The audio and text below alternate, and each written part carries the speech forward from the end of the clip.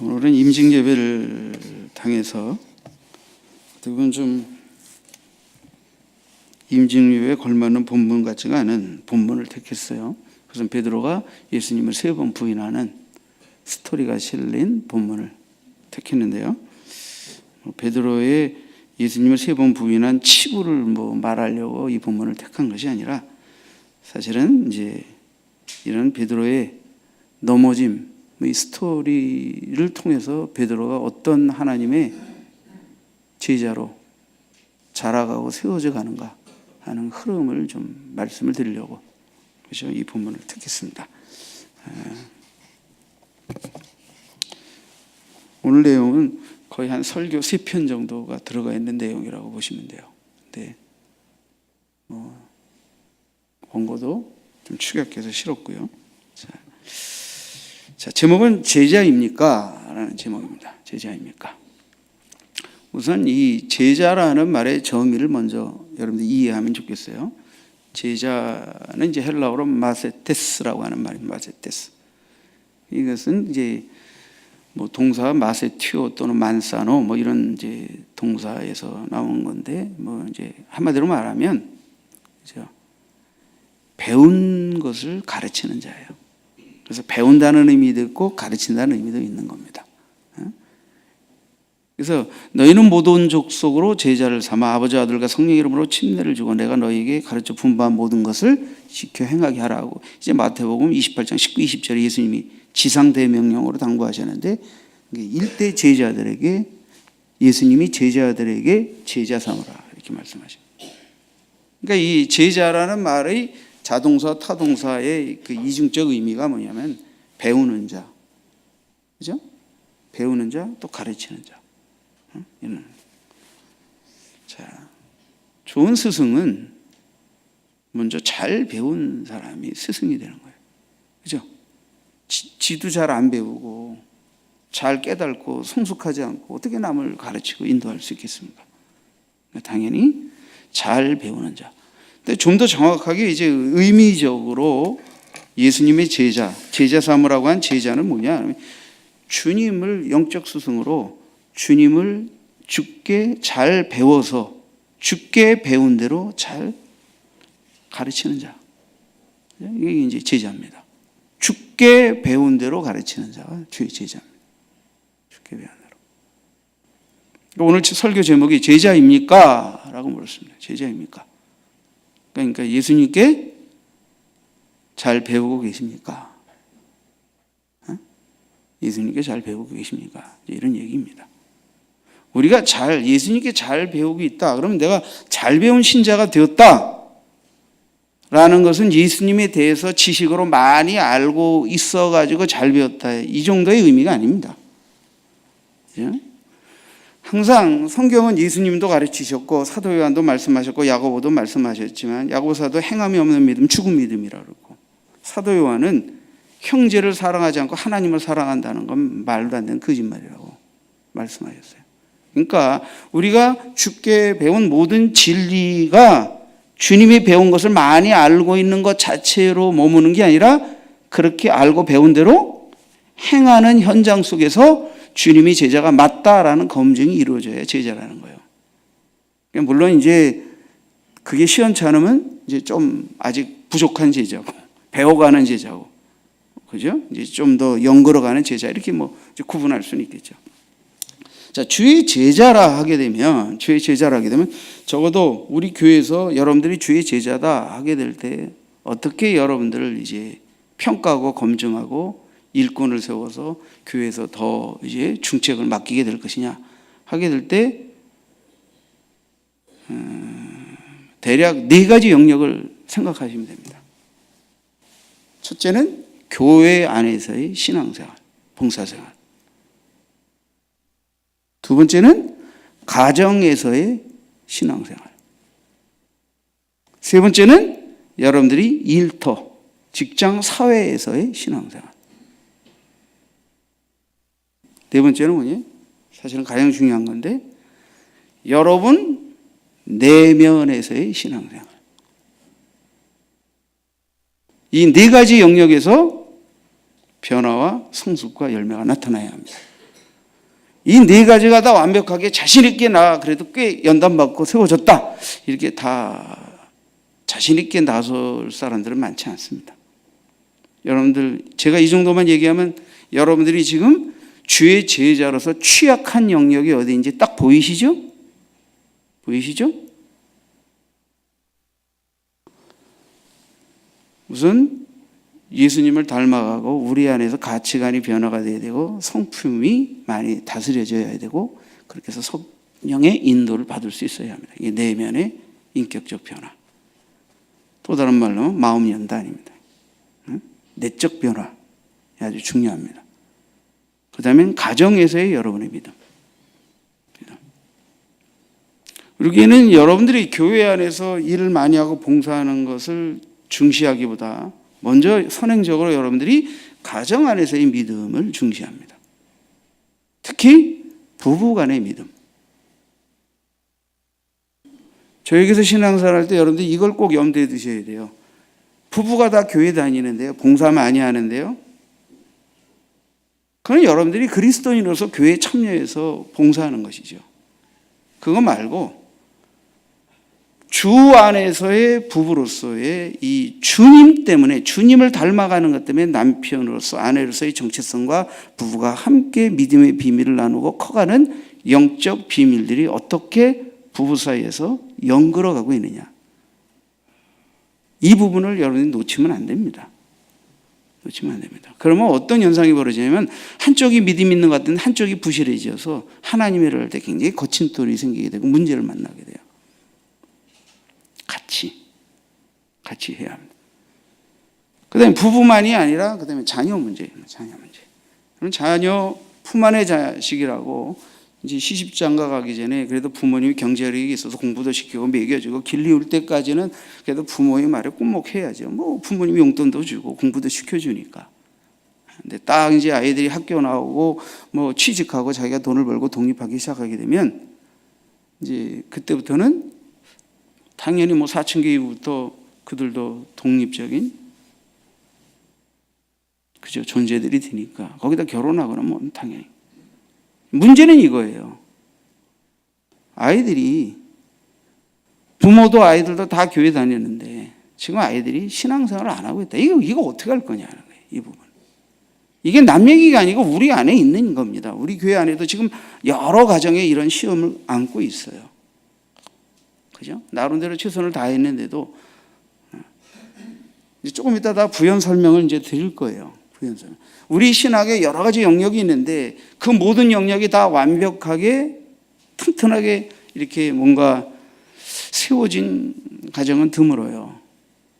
어떤 분은 어느 영역에서는 튼튼한데 어느 부분이 취약하고 어떤 분은 이 부분이 괜찮은데 저쪽이 취약하고 이런 문제가 생기고 마귀는 어쨌든 우리 연약한 부분을 통해서 계속해서 우리의 신앙과 문제점을 갖다가 휘짓고 들어와서 우리의 신앙생활과 봉사생활 또 가정의 어떤 구속 공동체로서의 가정 이런 여러 가지를 공격하게 돼 있어요. 그렇기 때문에 이 취약한 부분들이 있다. 그러니까 오늘은 대략 이렇게 여러분들이 내 신앙의 영역에서 어느 부분이 지금 내가 취약하고 있나 그리고 이것이 왜 그렇게 됐나 그리고 거기에 어떤 사탄의 공격이 있었나 여기까지 오늘 접근시켜 드리려고 제가 베드로가 3번 넘어진 기사를 가지고 여러분에게 말씀을 전하려고 하는 거예요.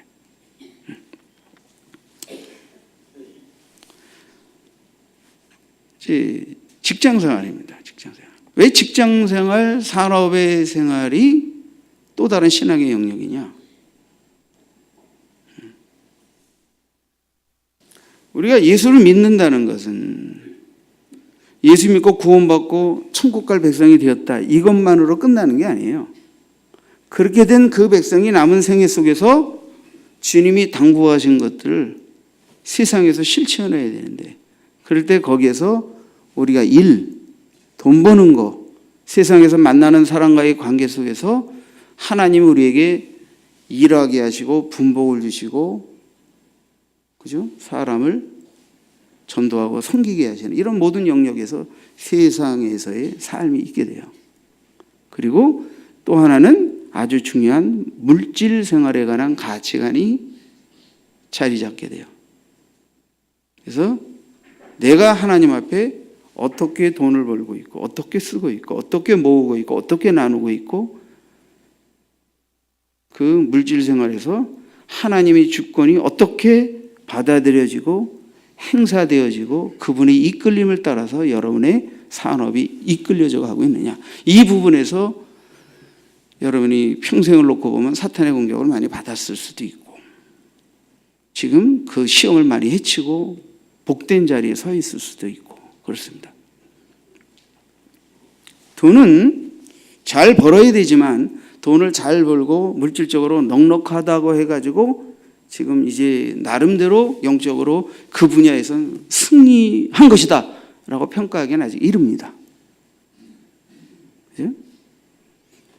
우리에게서 여러분들이 제자입니까? 라고 물을 때 물론 제자도 이제 뭐 수준이 내적 수준은 각기 다르겠지만 물질 생활에서 여러분들이 어떻게 하나님의 주권을 받아들였고 그 주권을 고백하고 있고 그 주권의 역사 속에서 여러분들이 어떻게 직장생활, 산업, 사회 그 사업을 경영하고 있고 어떻게 벌고 있고 어떻게 드리고 있고 어떻게 하나님의 나라를 위해 쓰이고 있느냐 할 때 여러분의 산업이 어떻게 도구가 되고 있느냐 이런 부분이 영적으로 정확하게 제자로서의 모습과 열매가 나타나야 된다.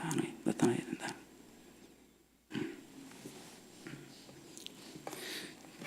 제가 볼 땐 그래요. 세상에서 꽤나 돈 많이 벌고 11조도 엄청 낼 수 있는 사업가들이 통상 11조 교회도 잘 안 합니다.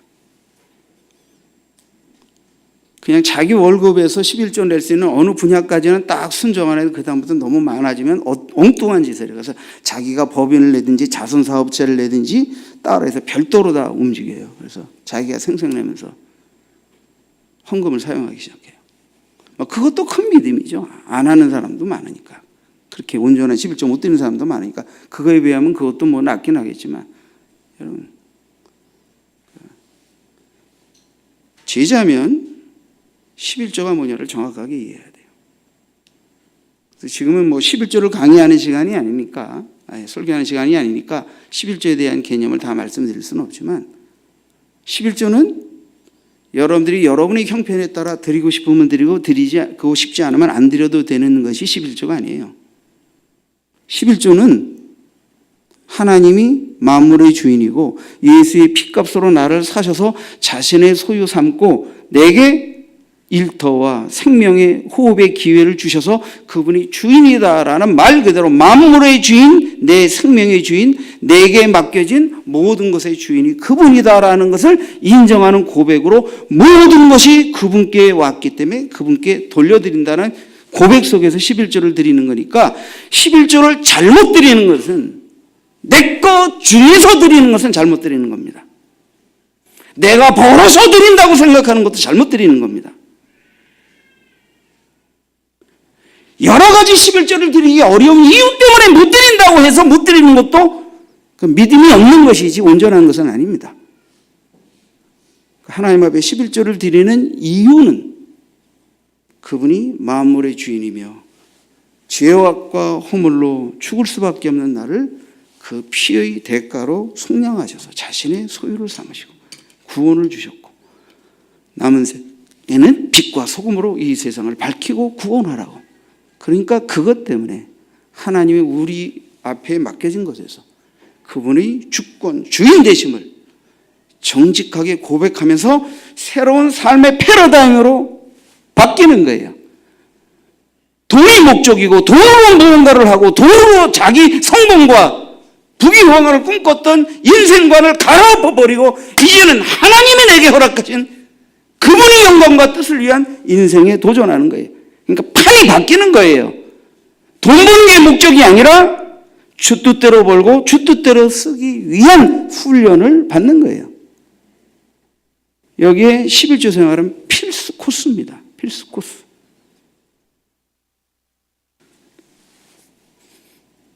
이게 진짜 11조 설교하면 또 굉장하겠죠. 이제 올해 안에 한 번은 해야 될 것 같아요. 너무 그동안 안 해가지고 또 좀 여러분들이 좀 그러게. 그러니까 기도하셔야 돼요. 기도하셔야 돼요.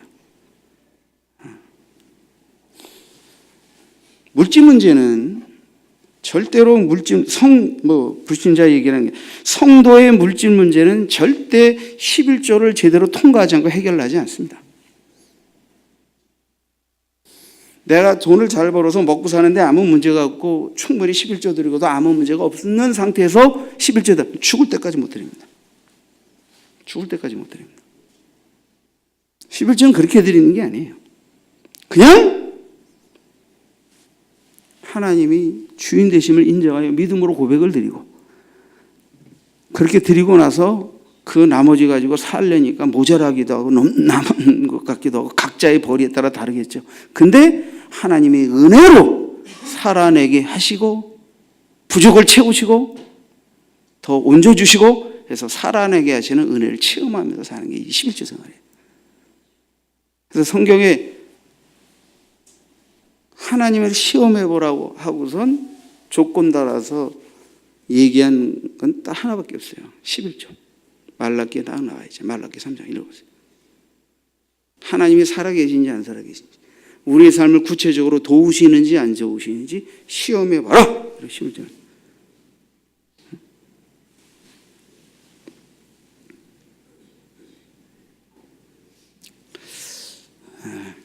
지금 이게 설교 본론도 못 들어가고 있는데 오늘 이렇게 합시다.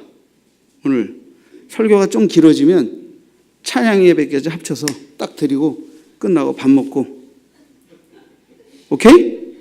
그렇게 내가 마음껏 설교하지. 지금 오늘 임직 예배인데 설교할 걸 해야 되는데 그래서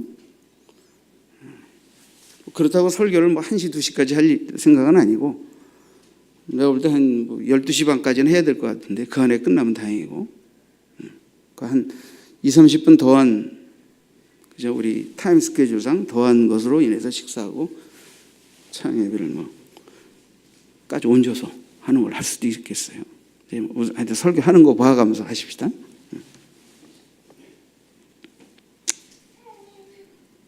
자, 제자입니까? 4가지 영역. 주님과 나와의 관계 속에서의 내 내면의 심령, 마음, 인격의 문제 속에서 주님이 나를 어떻게 희집으셔서 다듬어 가셨냐, 연결게 해 주셨냐, 내적 변화를 이루셨냐, 이 부분의 영역에서 제자입니까?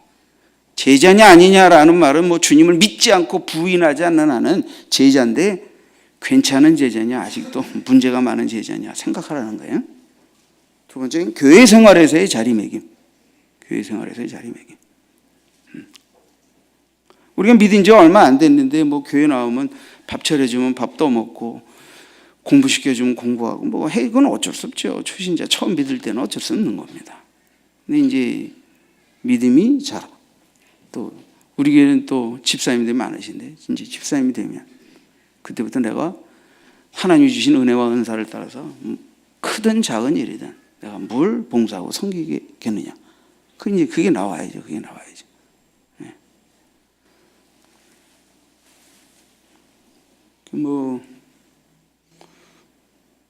집사는 먼지 터는 자입니다. 굳은 일을 해야 돼요. 굳은 일. 네? 우리 피택 집사, 안수 집사님들 어떨 때 화장실 막혀가지고 넘쳐서 안 내려가요. 집사님도 손으로 다 뚫고 다 했어요.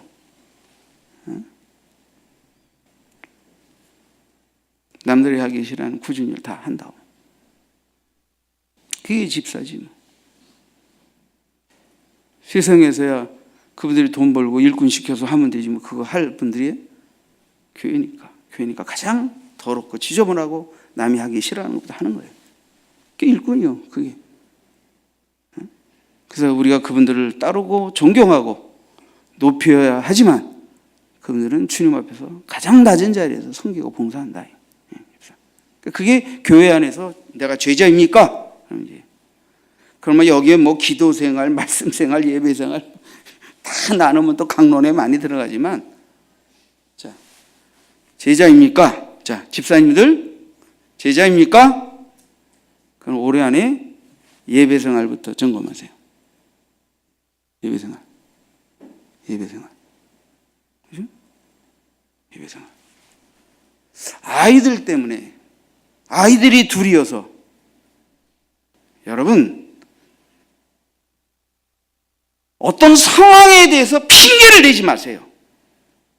우리는 상황이 주어졌을 때 그걸 말씀의 원칙을 따라서 잘 극복하고 실천하도록 부름받은 자들이지, 상황에 무릎 꿇고 굴복하고 적당히 믿도록 부름받은 자들이 아닙니다. 아셨어요? 저는 옛날에 전도사실에 제가 잘 아는 집사님, 그럼 애가 둘이었는데 너무 기도와 말씀을 사모해서 그분 애를 앞으로 업고 뒤로 업고 질끈 매가지고 앞뒤로 업고 이렇게 해가면서 예배 드리는 것을 몇 년 동안 지켜봤어요. 지금 젊은이들이 애 업고 예배 드린다? 문 지금 시대에 뒤떨어진 뚱딴지 같은 소리 하시냐고. 아무나 할 수는 없지만, 오늘 목사님이 말씀을 전하는데 누구는 그 말씀 듣고 은혜 받는데 나는 애 때문에 뒤치다거리 하다 말씀도 못 듣고 은혜에서 처진다, 영적으로 처진다, 이게 못 견뎌서 거룩한 셈이 있어서 정말 그래 없지 못까지 없지 못지. 주님 앞에 예배 드리는데 양쪽으로 엎었다고 뭐 몸살 나겠어? 힘없다가도 힘 주시겠지 하고 예배 드리는 거예요. 영적으로 정말 주님의 좋은 훌륭한 제자로서 내가 가겠다고 하게 되면 이런 참 믿음 생활도 좀 이런 프로의식이 있어야 돼. 프로의식이. 그러니까 늙적작은하게 적당히 믿으려고 하는. 물론 여러분들이 그렇게 믿는 걸 내가 어떻게 할 수는 없어요. 여러분 각자의 선택이니까. 그래서 좀 마음을 다잡자. 마음을 다잡자. 그죠? 그래서 좀 예배 생활에 변화가 있기를 원합니다. 제자입니까? 그러면 당신이 왜 예수 믿습니까? 왜 교회 다닙니까? 왜 봉사합니까? 왜 12절 드립니까? 구원과 모든 신앙의 경건에 관하여 누가 물을 때 대답할 게 있어야 될 거 아니에요. 대답할 게 준비되어 있어야 할 거 아니에요. 그리고 그 믿음이 이론으로만이 아니라 여러분들이 직접 성령의 인도를 따라 행하고 체험하고 그리고 나서 11조 생활 안 하는 것보다는 11조 생활 하는 게 해보고 나니까 훨씬 더 은혜와 축복이 넘치다. 체험해야 될 거 아니에요. 그래서 후배들에게, 나중 믿는 사람들에게 11조는 이래서 하는 거고 이래서 하는 거고, 나 이래서 하니까 이래서 머리 굴려받고 이렇게 해서 했는데 나중에 순종해보니까 이렇게 바뀌더라 내 삶이. 얘기해야 될 거 아니에요. 얘기해야 될 거 아니에요.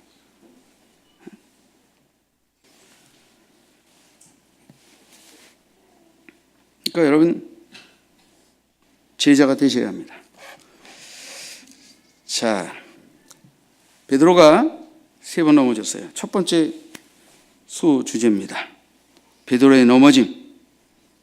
그는 이제 뭐 스토리 다 아니까 여종 앞에서 또 뭐 거기 불쬐는 사람들 앞에서 또 베드로는 예수님을 잡아가려고 온 대제사장의 종 말고의 귀를 칼로 잘랐었죠. 예수님이 다시 고쳐주셨는데 그것을 목격한 그의 친척이 분명히 내가 봤다. 이렇게 세 부류들의 증언을 통해서 베드로는 예수의 제자가 맞다. 예수를 따르는 무리가 맞다. 그 중에 한 사람이다. 라고 말했는데 베드로는 3번 다 부인했다. 모든 사람 앞에 부인했고. 자, 마태는 이 요한복음의 본문보다 마태는 조금 더 그 부인의 상황에 베드로의 모습을 좀 더 상세하게 표현했어요. 마태복음 26장 70절을 보면 모든 사람 앞에서 부인했고 72절에는 맹세하고 부인했고 74절에는 저주하며 맹세하고 부인했다 이렇게 표현했어요. 그러니까 다른 본문보다 마태는 부인하고 맹세하여 부인하고 저주하며 맹세하여 부인했다. 이렇게 좀 더 치밀하게 썼어요. 자, 사도 요한은 베드로가 예수님을 3번째 부인할 때 곧 닭이 울었다. 닭이 울었다. 그래서 요한복음 18장 27절에 이에 베드로가 또 부인하니, 세 번째죠. 곧 닭이 울더라, 이렇게 기록하고 있습니다. 닭이 울더라. 베드로는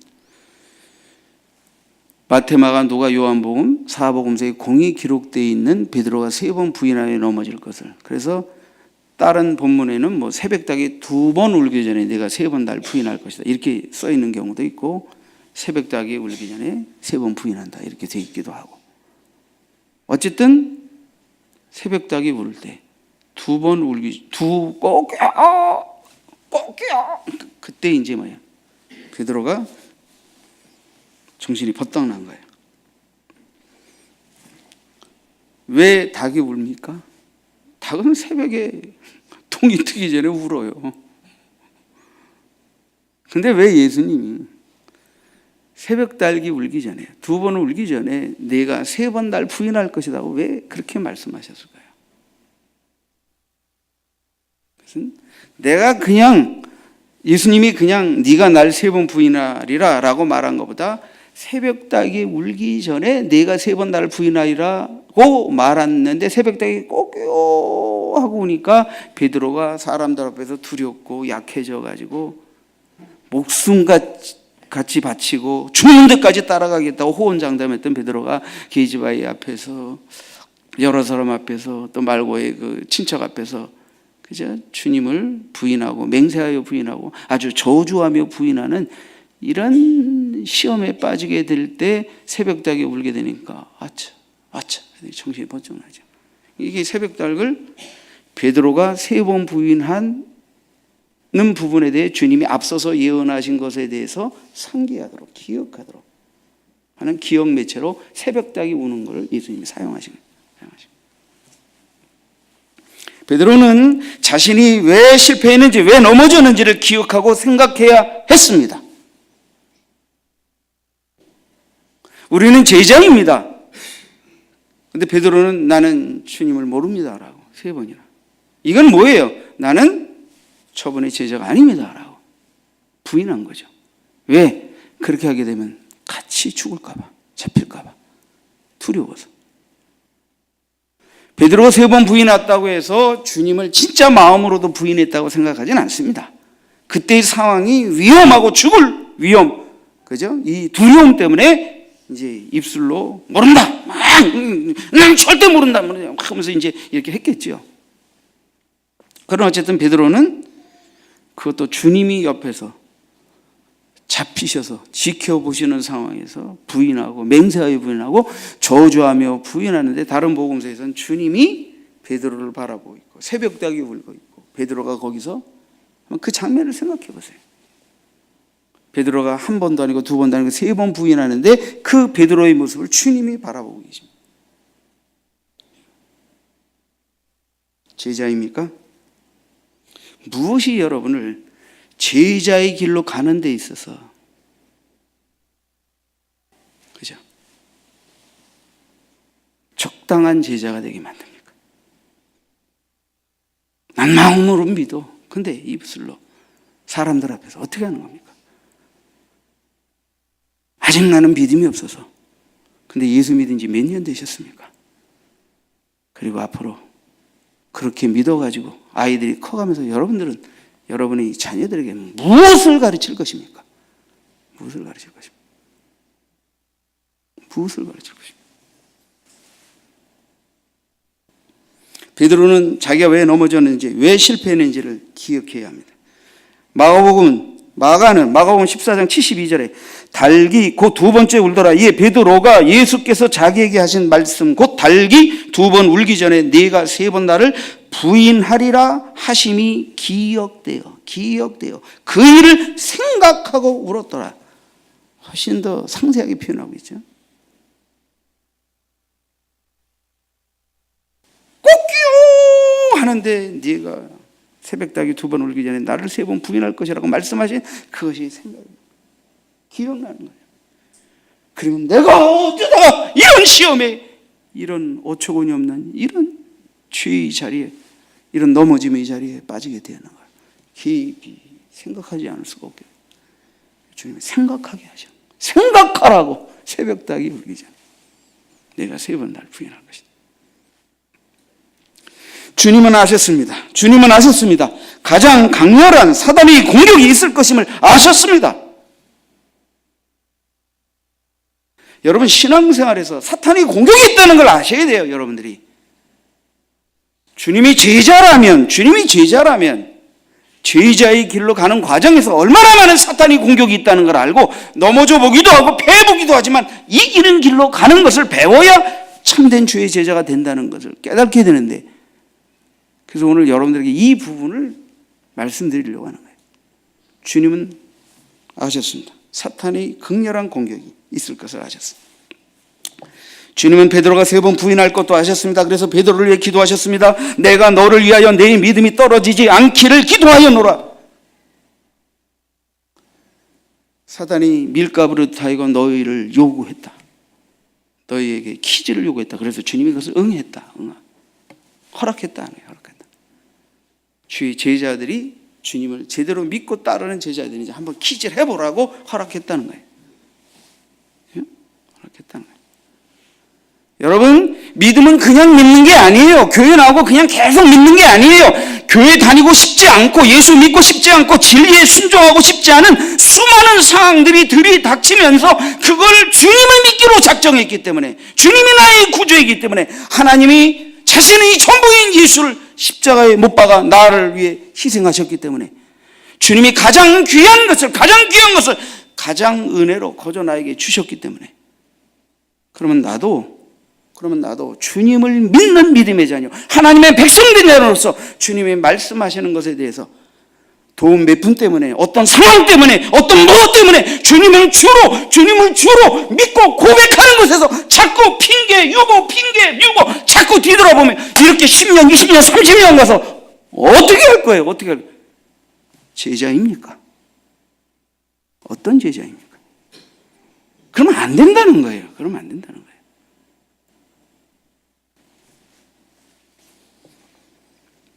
주님은 베드로가 돌이킬 것도 아셨어요. 그래서 내가 너를 위하여 믿음이 떨어지지 않기를 기도했다. 그러면서 돌이킨 후에는 네 형제를 굳게 하라. 그러니까 너도 돌이킬 뿐 아니라 네 믿음이 굳건해져서 네 형제들을 굳건하게 세우는 자가 될 것까지 생각하고 기도하셨다는 거예요. 여러분, 예수님을 부인하고 맹세하며 부인하고 저주하며 부인하는 베드로가 우리 앞에 있다는 게 얼마나 감사한지 몰라요. 구약성경 우리가 읽으면서 아브라함, 이삭, 요셉, 다니엘, 이런 위대한 하나님의 사람만 우리 앞에 있으면 우리 정말 힘듭니다. 우리 앞에 야곱이 있으니까 얼마나 힘들어요. 숨이 쉬어집니까? 너 지렁이 같은 야곱아, 약삭 빠르고 꽤 많고 속이고 수단 방법 가리지 않고 복 받아보겠다고 매달리고, 이런 야곱을 깎고 빚으시고 연단하셔서 그릇 만드셔서 그의 12아들을 이스라엘의 기둥 같은 족장으로 세우시는 하나님의 섭리가 구약 성경에 나타나니까 그래, 좀 숨이 쉬어지지 않습니까? 그러니까 제가 지금 베드로가 3번 자빠졌다, 못됐다, 그것밖에 안 되는데 이걸 얘기하려고 하는 게 아니에요. 베드로가 예수님의 수석제자, 나중엔 주님처럼 십자가에 못 박기를 써서 나를 거꾸로 십자가에 못 박혀달라고 해서 순교한 그 베드로가 그냥 베드로가 된 게 아니라는 것을, 베드로가 큰 넘어짐이 한번 있었다는 것을 말씀드리는 거예요. 아주 넘어지는 게 문제지 한두 번 넘어지는 게 문제가 되는 게 아니에요.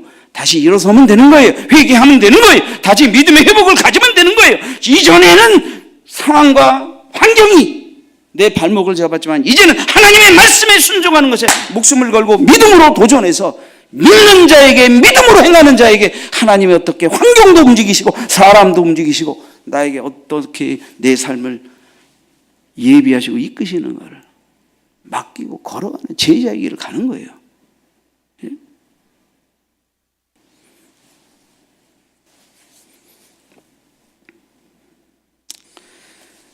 자, 두 번째 제자의 회복에 대해서, 제자의 회복. 자, 베드로는 예수님을 3번 부인했으니까. 근데 주님은 부활하시고 난 다음에 이제 물론 막달라 마리아 여인들 만나시면 남자 제자들 중에는 이 베드로를 아주 각별하게 배려하고 만나주시는 모습을 우리가 성경을 통해 보게 됩니다. 그리고 베드로가 갈릴리로 갑니다. 처음 부를 때 밤이 맞도록 수고했으나 물고기를 잡지 못했는데 그 밤에도 제자들과 밤새도록 물고기 던졌는데 하나도 못 잡았어요. 베드로가 물고기 밤새도록 허탕친 날 주님이 그 배가에 가셔서 깊은 데로가 그물을 던져라 해서 물고기 잡고 나는 죄인이다 날 떠나서서 이후로는 사람을 취하리라 제자로 부르셨고, 이제 3년여간이 지나 부활의 주를 만났고 그랬지만 이 베드로에겐 주님을 부인했고 맹세하며 부인했고 저주하며 부인했다는 이 자책감이 눌려가지고 다시 물고기나 잡으러 가겠다. 근데 뭐 밤새도록 잡았는데 물고기가 안 잡히죠. 얘들아, 잡은 것이 있느냐? 없나이다. 오른편에 그물을 던져라. 153마리나 되는 물고기가 잡혔습니다. 예수님은 뭇에서 모닥불을 피우시고 부활하신 주님이 모닥불을 피우고 떡을 굽고 계시며 물고기 잡은 것이 있으면 가져와라. 그래서 고기를 구워서 제자들에게 떡과 고기를 먹이셨어요.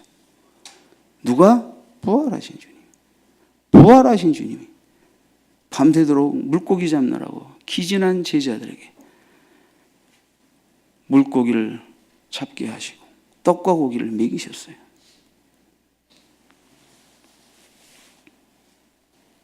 그리고 베드로에게 특별히 다른 제자들보다 베드로에게, 이게 요한복음 21장에 나옵니다.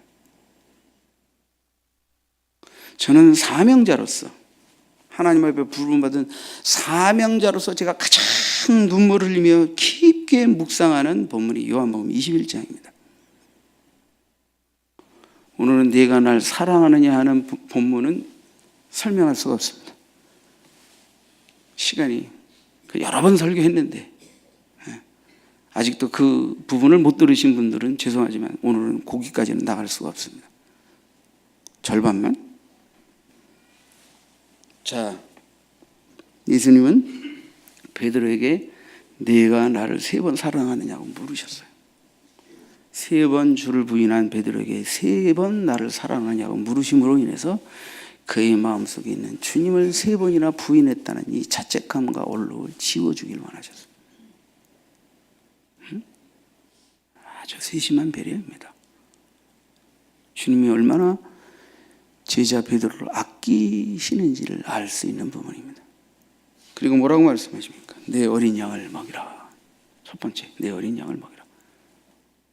먹이라는 말은 의미상으로는 먹인다, 돌본다, 이중 의미가 다 들어가 있습니다. 그 다음에 내 양을 치라. 내 양을 돌보라는 거죠. 돌보고 다스리고 이런 것까지 다 들어가 있는. 그러니까 자란 양은 이제 감독이, 목사가 양떼들을 때로는 다스리고 이끌어야 하니까 이제 돌보라 이런. 그래서 두 번째는 내 양을, 이때 내 양은 어린 양이 아니고 좀 자란 양을 말합니다. 자란 양을 치라. 세 번째는 내 양을, 또 자란 양을 먹이라. 그러니까 베드로에게 예수님은 나는 그분을 모른다. 나는 그분의 제자가 아니야. 그럼 넘어졌잖아요. 부활하신 주님을 만나주시고 그리고 뭐라고 말합니까? 내 어린 양을 먹이라. 베드로는 예수는 나의 스승이 아니다. 나는 그분의 제자가 아니다 라고 말했는데 예수님은 내 어린 양을 부탁한다. 내 어린 양을 먹여라. 먹여다오. 내 자란 양들을 돌보고 먹여다오. 부탁하시는 거 아니에요. 이 말은 뭐예요? 넌 여전히 내 제자다. 베드로야, 넌 여전히 내 제자다. 내가 넘어졌고 사람들 앞에서, 계집아이 앞에서 주를 맹세하며 저주하며 부인했던 시험에 빠졌었다 하더라도 그래도 너는 내 제자야. 돌이킨 후에 형제들의 믿음을 굳게 할 내 어린 양, 내 양떼들을 먹이고 돌보고 칠 너는 나의 제자야. 주님 말씀하십니다.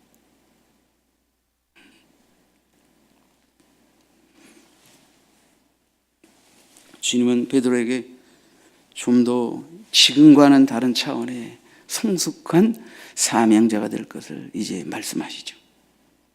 요한복음 21장 18절에 내가 진실로 진실로 네게 이르노니 네가 젊어서는 스스로 띠띠고 원하는 곳으로 다녔거니와 늙어서는 네 팔을 벌리리니 남이 네게 띠띠고 원하지 아니하는 곳으로 데려가리라. 젊어서는 스스로 띠띠고 원하는 곳으로. 어린 제자는 나름대로 이게 주님의 뜻이고 나름대로 이것이 주님이 원하는 것이라고 내가 생각하여 내 나름대로의 방법과 생각과 결정으로 줄을 쫓는 단계, 이게 어린 제자의 봉사 단계입니다.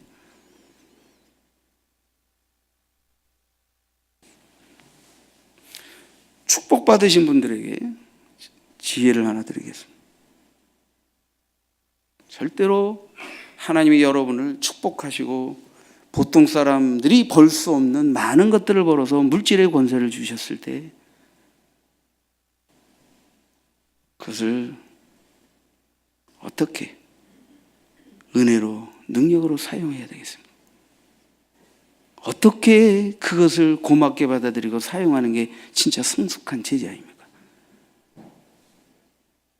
그냥 내가 남들보다 많이 벌고 유효한 재물을 가졌으니까 그냥 아무 때나 밥 몇 번 사고 뭐 이렇게 헌금 듬뿍듬뿍 드리고 뭐 이렇게, 그것도 안 하는 사람보다는 큰 믿음이죠.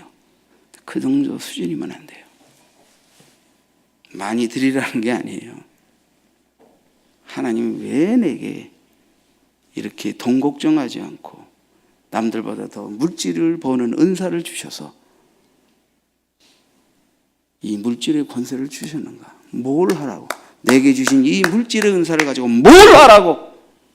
그 뭘 하라고 한 게 뭔지를 알고 행하는 제자여야 성숙한 제자라는 거예요.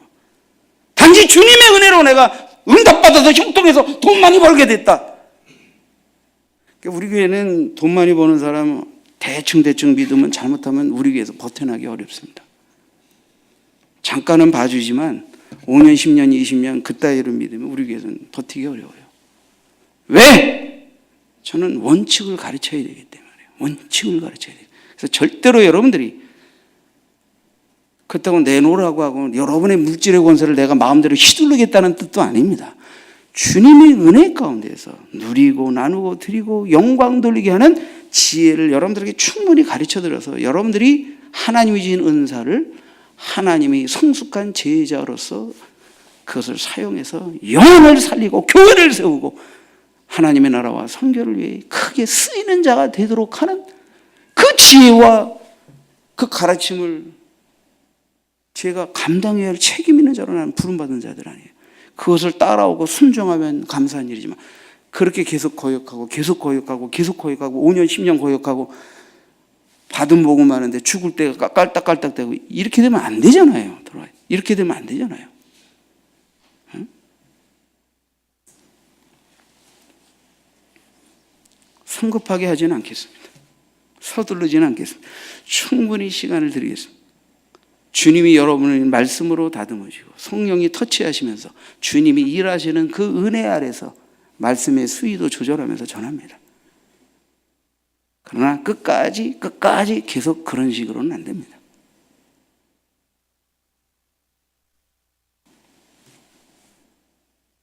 젊어서는 스스로 띠띠고 원하는 것으로, 늙어서는 원하지 아니하는 것으로. 물론 베드로가 어떤 죽음으로 하나님께 순교의 영광을 돌릴 것인가에 관한 표현이긴 하지만 그러나 보세요. 여기서 젊어서는 네 나름대로 네가 원하는 대로 띠띠운다는 건 뭔가 움직이고 일을 할 때 허리를 동요매는 거거든요. 그죠? 근데 늙어서는 내가 원치 않는 곳으로 간다. 원치 않는데도 해야 한다. 그럼 그 원치 않는데 누가 원하는 거예요? 주님이 원하시는 거예요. 주님이 뜻이면. 나는 원하지 않아도 나의 생각엔 기쁘지 않아도 주님이 원하시고 주님의 뜻이면 한다. 이게 이제 바뀌어진다는 거예요. 여러분 숙제를 하나 드릴게요. 여러분이 지금까지 살아온 생애, 믿어온 생애를 오늘 저녁부터 가서 일주일 동안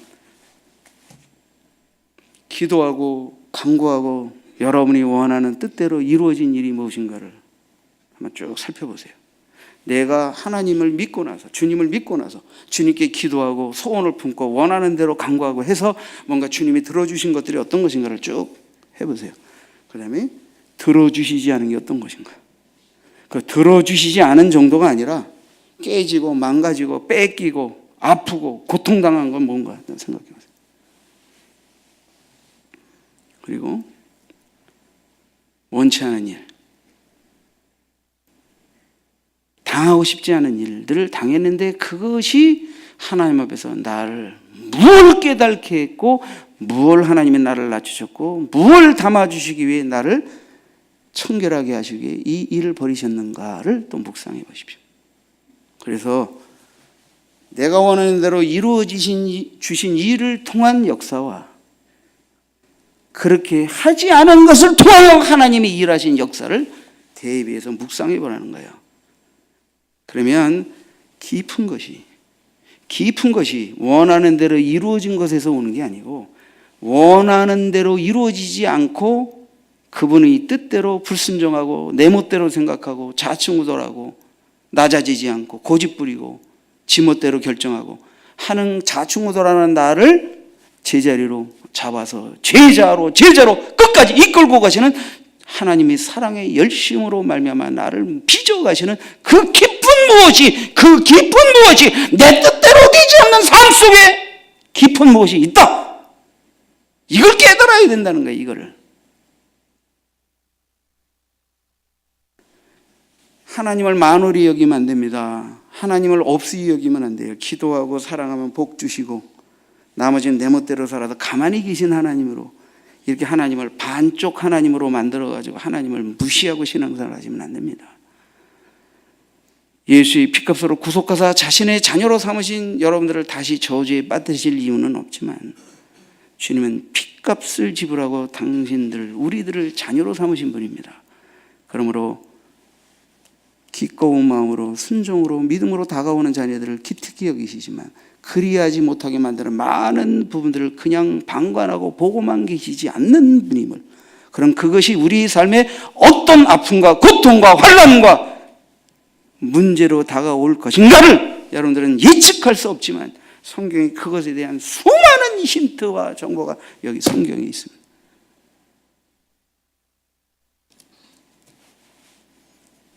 막연하게 난 잘 될 거야, 그렇게 사시지 말라는 거예요. 하루를 살아도 주 뜻대로 살 거야.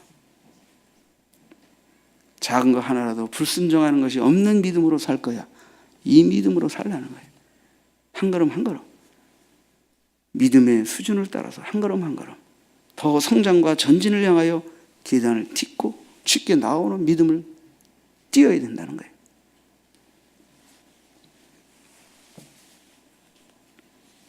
왜 우리가 성령의 인도를 받아야 합니까?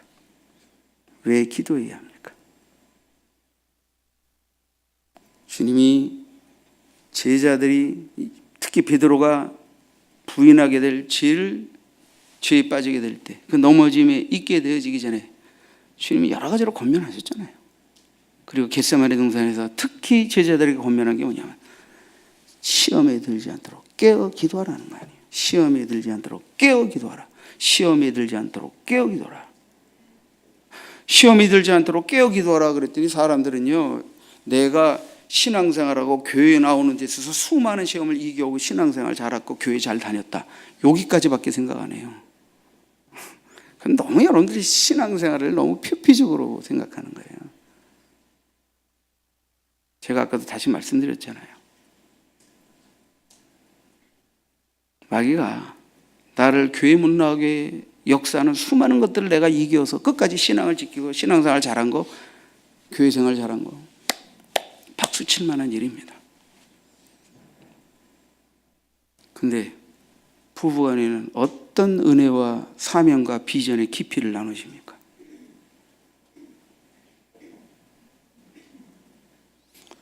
내가 못다한 축복과 이 은혜와 은사를 내 자녀에게도 물려주고 싶어서 뭘 내 자녀에게 가르치십니까?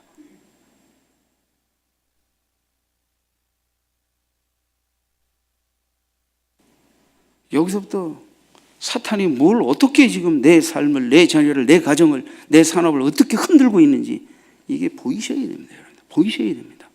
그리고 그 영역에도 하나님의 은혜와 치유와 회복의 은혜를 받아야 됩니다. 교회에 그냥 안 나오지 않고 빠지지 않고 잘 나오는 것만, 이것만 갖고 안 돼요. 이것만 갖고. 이것도 대단한 일이지만 그것만 갖고 안 돼요. 세 번째, 제자의 마지막 권면을 살펴보겠습니다. 자, 베드로 사도는 이렇게 넘어졌던 아픔과 상처와 그 어려움들 있었기 때문에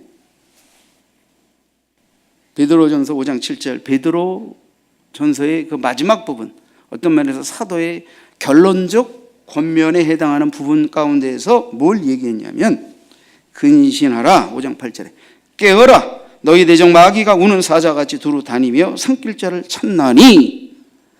베드로 사도께서 이 말을 했다는 것은 자기의 넘어짐이 우연히 있어진 일이 아니라는 걸 깨닫게 된 거예요. 예수님이 말씀하셨잖아요. 마귀가 너희를 밀가 부르듯 하려고 내게 요구했다. 퀴즈를 요구했다. 네가 3번 부인하게 될 것이다. 그러나 돌이키고 믿음을 굳건히 하여 형제들을 굳게 하라. 그러니까 베드로가 뭐예요? 근신하고 깨어 기도해야 된다. 근신하고 깨어 기도해야 한다. 한시 동안 너 나를 위하여 시험에 들지 않도록 깨어 기도할 수 없느냐고 하신 그 주님은 지금 죽음의 잔을 앞에 놓고 땀방울이 모세의 혈관에 간절한 기도가 모세의 혈관이 터져서 핏방울이 되어 떨어지는 마지막 죽음의 사도의 기도를 드릴 때 제자들은 잤잖아요. 육신이 약한지라 잤잖아요.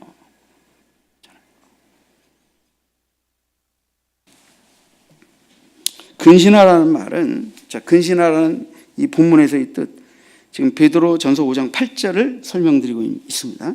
베드로 사도께서 근신하라 깨어라 그랬어요. 근신하라 깨어라.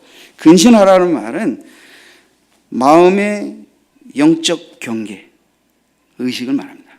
내 마음에서 영적 경계 의식이 살아있는 거예요. 주님의 말씀을 따라서 올바른 판단력을 유지하고 있는 상태, 이게 깨어있는 상태예요. 다시 말하면 생각이 영적으로 깨어있음으로 인해서 올바른 영적 판단을 할 수 있는 상태다. 이게 깨어있는 거예요. 깨어있는 거예요. 근신하라. 깨어있다라는 말은, 이 근신하라라는 말과 이 네포라는 동사나 뭐 그레고레오라는 이 동사, 이 둘 다 의미는 똑같습니다. 근신하라 깨어라라는 의미는 다 영적인 각성된 상태, 올바른 영적 판단을 할 수 있는 상태를 말하는데, 특별히 깨어라라는 말 속에는 주위를 살피면서 경계를 늦추지 않는 것이 더 강조된 표현입니다. 여긴 깨어있는 거고, 그래서 영적으로 올바른 판단과 생각을 할 수 있는 상태라면, 여기는 그 상태에서 이것을 흔드는 사탄의 공격에 대해 경계를 늦추지 않는 시각을 갖고 있는 거예요. 흔히 옛날에 목사님들이 은혜 받으면 그러잖아요. 은혜 받은 끝에 마귀 시험이 있다. 축복이 다가오기 전에 마귀가 먼저 시험한다. 저도 여러분들에게 자주 말씀드리는 거예요. 시험을 당하고 잘 이기면 하나님이 은혜를 주시고 복을 주시는 게 있습니다.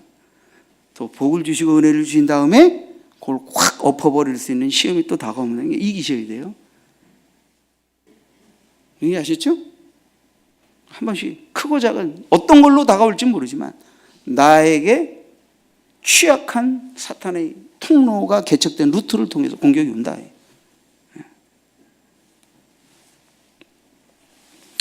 여러분, 우리가 적어도 깨어있지 못하다고 하는 것은 지금 뭐 영적으로 잠자는 거 아닙니까? 졸고 있는 거 아니에요? 껌막하는 거예요. 성경에 구약 성경에 보면 이 조는 것도 그냥 밤에 내가 자는 잠이 있고, 피곤해서 깊게 자는 잠이 있고, 또 하나는 영적으로 해태해서 자는 잠이 있어요. 다 달라요, 단어가. 보세요? 구약에 이런 잠을 잔 사람이 있어요. 누구냐면 누구지 그 선교사 물고기 뱃속에 요나죠. 요나가 풍랑이 일어나는데 배 밑에서 깊은 잠을 잤는데 이 잠이 육체적으로 피곤해서 깊이 잔 잠이 아니라 영적으로 해태해져 가지고 잔 잠이에요. 그러니까 뭐야? 선민의식. 이방인을 깨우는 싫은 거예요. 내 생각을 내려놓지 못한 거예요. 내 생각을 내려놓지 못하고 내 판단을 내려놓지 못하니까 주님의 뜻이 거절되는 거예요. 그러니까 거꾸로 다른 쪽으로 가는 배를 탄 거예요. 그러니까 하나님이 그냥 내버려 두세요. 풍랑으로 해서 요나를 바닷속에 던지게 만드시고 요나 밑에다가는 큰 물고기 하나 대기시켜 놓으시고 삼켜서 니느웨 해변가에 뱉게 하시죠. 신약식으로 말하면 주님이 제자로 불러서 가라 사명 줬더니 마음에 안 든다고 못 가기 전에 딴짓하고 있는데 하나님이 물고기 뱃속에 쳐넣으셔서 회개하게 하시고 그 죄를 드러내시고 통해 자복하고 딱 사명지 앞에 딱 갖다가 뵙게 하시는 거 아니에요. 우리가 어떻게 봉사하는 건지 아십니까? 어떻게 주의를 하는 건지 아십니까? 매사에 잘 깨닫고 잘 배우고 순종해서 주의를 하는 게 아니에요. 그런 부분의 영역이 있지만 여전히 우리는 나를 내려놓지 못하는 것입니다. 내 판단, 내 생각을 내려놓지 못하는 것입니다.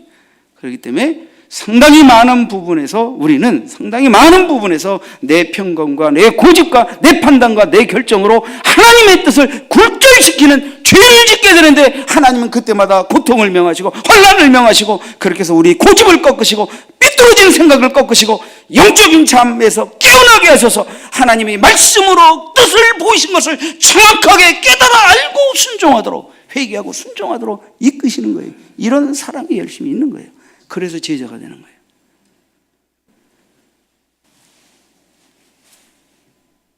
아주 깊고 우리 교회에서 제가 사용하는 아주 중요한 성도들을 훈련시켜 연단시킬 때 사용하는 한마디 이런 걸 뭐라 그러지? 현대말로 요새 뭐라고 쓰는데 유튜브 같은 데 보니까 뭐 하나 응? 꿀팁? 네, 영적 꿀팁 하나 오늘 뽀놨어요. 영적 꿀팁. 저는 아무 문제도 없이 순탄하게 100% 순종하며 믿음 생활했다는 사람의 믿음을 잘 믿지 않는 목사입니다.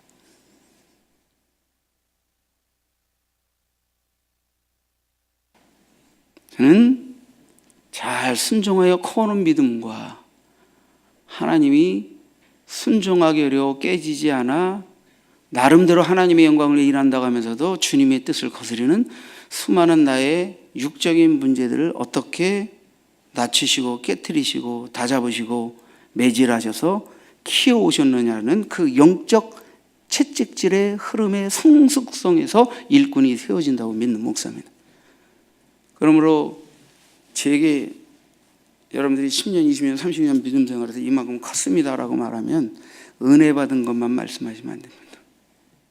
매 맞은 것도 말할 줄 알아야 합니다. 하나님께 뭘 어떻게 채찍질 당했는지를 고백할 줄 아는 믿음의 깊이가 나와야 여러분들이 진짜 일꾼입니다. 제자입니까? 여러분, 제자는 주님이 부르셨으니까 제자인 거예요. 제자다움은 주님이 그 사랑의 열심으로 나는 예수님이 내 스승이 아닙니다라고 하는데도 너는 내 제자야 하면서 주님이 잡아 이끌어 채우시고 깨트리시고 먹이시고 이끄시기 때문에 제자인 겁니다. 이런 뿌리칠 수 없는 돌이킬 수 없는 하나님의 강권적인 손길, 성령의 강권적인 역사하심이 내 영혼과 가정과 삶과 내 신앙의 영역 속에 그게 있냐 이게 하나님의 이 타력의 역사가 있냐 이게 이걸 아느냐 이게 뭔지를 아느냐 이거예요. 이게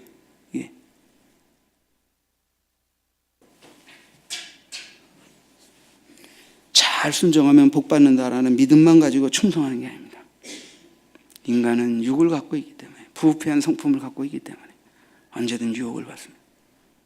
그래서 유혹에 죄의 발을 들여놓을 때 발목을 잠그고 무릎을 잠그고 허리를 잠기고 깊이 들어갈 때 하나님의 심각한 배가 있을 수도 있다는 두려움을 알아야 되고, 때로는 이겨야 되는데 살짝 죄질 때 얼른 회개하고 돌이켰어야 되는데 그러지 못해서 한번 되게 맞아본 경험도 있어야 하나님은 두려워하면서 죄를 쉽게 짝하지 않고 주의 제자의 길을 가게 되는 것입니다.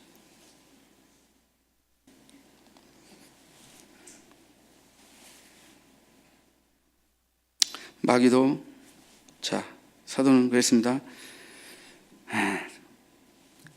근신하라 깨어라, 너희 대적 마귀가 우는 사자같이 두루 다니며 산길자를 찾나니.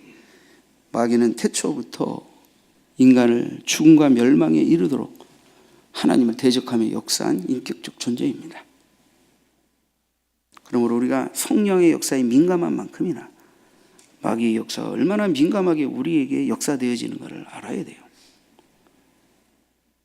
그리고 마귀에 대해서 두 가지 분명한 인식이 있어야 돼요. 마귀를 너무 전능자로 알아 벌벌 떨 필요는 없다 하는 것. 그렇다고 마귀를 하찮게 보아 내 힘으로 대적해서 이길 수 있다고 생각하는 착각도 버리라는 거예요. 마귀는 우리 하나쯤은 단번에 패대기 칠 수 있을 만큼 강력합니다. 그래서 절대 내 힘과 능력으로, 사단이 표적이 된 상태에서 내 힘과 능력으로 절대 마귀를 이길 수 없습니다. 그럼 마귀를 전능하게 보고 두려워 떨라는 거예요? 아니에요. 예수님이 십자가 사건, 그 부활로 사단의 권세를 파하시지 않았습니다. 그 이름의 권세와 능력을 의지하여 이기는 거예요. 내 힘으로는 패합니다. 내 힘으로는 반드시 패합니다. 그러나 주의 이름의 권세와 능력을 의지하면 반드시 이기는 싸움을 싸우도록 보장된 특권을 누리는 게 우리 제자, 주의 성도들의 믿음의 특권입니다. 이걸 알고 가야 합니다. 우리가 이걸. 제자라면, 성숙된 제자라면 사단의 공격도 알지만 그것 때문에 바짝 오그라들어가지고 두려워하면서 뭐 오금을 못 펴는 이런 수준이 아니고, 내 힘으로는 내가 당할 수 없지만 나를 구원하시고 나를 유기운을 수로 붙드시는, 나를 하나님의 자녀된 권세를 주사 택하신 주 예수 그리스도, 우리 영원한 군대장관 되시는 예수께 모명된 그리스도의 십자가의 군병이기 때문에 그 예수님으로 나갈 때 난 이긴다 하는 이 담대함이 있어서 우리 수많은 영적 전쟁의 상황에서 이 믿음으로 이긴 흔적, 이긴 경험, 이긴 체험이 많아야 합니다. 그래야 제자가 되는 겁니다. 제자가 되는 겁니다. 제자는 제자학, 제자 코스 해가지고 뭐 12주 코스, 1년 코스, 3년 코스 이거 뛰어가지고 제자 되는 게 아니에요. 그건 제자로서 필수적으로 알아야 할 지식들 조금 배운 거예요. 그거 갖고 안 돼요. 그거 갖고 안 돼요. 내 인격 안에서, 가정 안에서, 삶의 영역에서, 교회 생활에서 하나님의 나라를 위하여 그분이 나를 어떻게 사랑하시고 부르시고 택하셨는가를, 그 십자가의 사랑을 깊게 깊게 느껴서 거기서부터 믿음의 분량을 따라, 은사를 따라서 주님을 향한 행함 있는 믿음, 실천적인 믿음이 나와야 이 제자예요. 제자. 그래야 제자예요.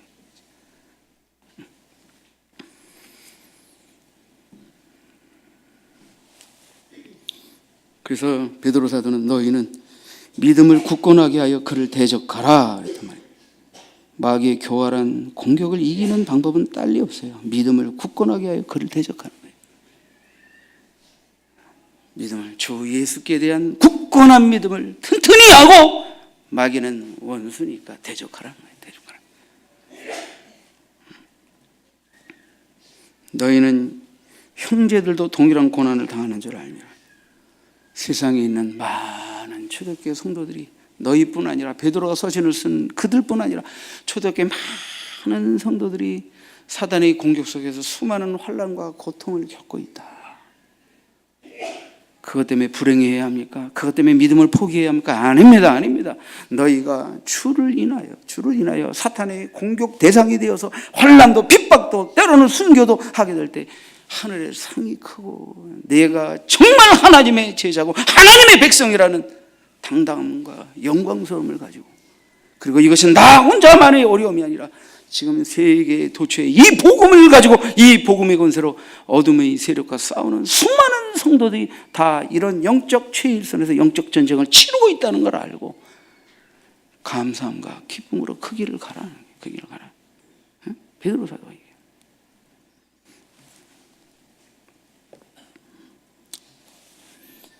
자, 말씀을 이제 맺겠습니다. 베드로는 사탄이 요구한 키질 시험에 빠져서 예수님을 3번이나 부인하는 시험에 빠졌습니다. 베드로는 이를 통해 시험에 들지 않게 깨어 기도하라 하신 주님의 말씀을 평생 마음에 담았고, 그리고 그의 많은 제자들을 향한 당부와 권면 속에서도 이 말이 아주 강조되고 있는 것을 우리는 베드로 전서에서 확인할 수 있습니다. 베드로는 예수님의 제자로 부름받았습니다. 하지만 예수님이 제자가 아니라고 부인하는 시험에 빠졌습니다. 그런 베드로가 주님은 그 베드로를 향하여 주님은 여전히 넌 내 제자라고 말씀하셨습니다. 회복된 베드로는 돌이킨 굳건한 믿음으로 형제들을 굳건히 했고 제자들에게 근신하라 깨어라, 근신하라 깨어라. 너희 대적마귀가 우는 사자같이 두루 다니며 산길자를 찾나니. 여기 찾나니 하는 건 그냥 찾는 게 아니에요. 마귀가 생각하고 찾는다는 거예요. 잡아먹으려면. 동물의 왕국 보세요. 사자가 아무 어린애 병든 거 무리 때 누구 때 딱 지나갈 때 지켜보고 있다 타겟을 정합니다. 누구? 어린 거 병든 거, 어린 거 병든 거. 그래서 최대한 위험을 배제하고 노력을 힘든 거 하자고 딱 해서 채 먹겠다는 거예요. 마귀도 생각하고 공격합니다.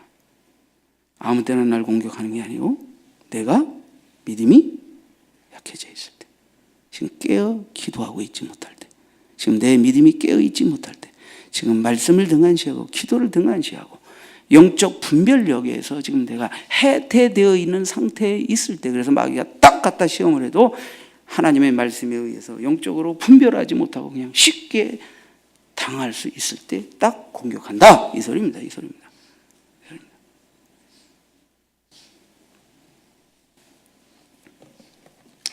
여러분, 교회를 세워가는 것은 만만한 일이 아닙니다.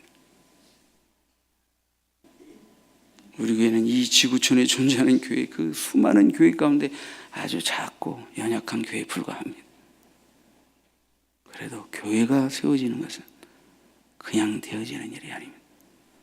아무리 큰 교회도 숫자만 뿔고 내적 연단이 되어진 확실한 믿음의 제자들이 포지하지 않은 상태에서 목사님의 말씀이 망가지고 사탄의 공격을 받아 타락하고 중직들이 분별력이 없고 이래서 한번 사탄이 거친 시험을 가져다 주면 교회가 그냥 풍비박산이 나버리는 게 교회입니다.